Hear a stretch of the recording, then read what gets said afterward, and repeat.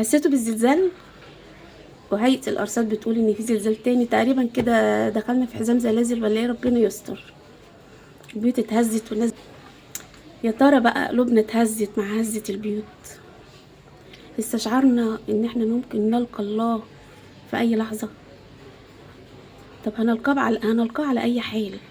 كل منا يسأل نفسه، هو مستعد للقاء الله؟ الدنيا مش مستاهلة، الدنيا فانية، ومش مستاهلة نشتريها على حساب الآخرة.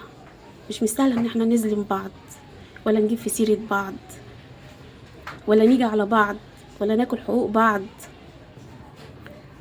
الدنيا فانية، والدنيا ساعة، مش مستاهلة.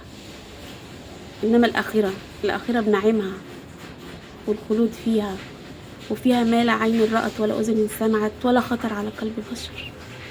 لازم كلنا نبقى مستعدين للحظة دي. أسأل الله أن نلقاه جميعا وهو راض عنا، وأسأل الله السلام لي ولكم. السلام عليكم.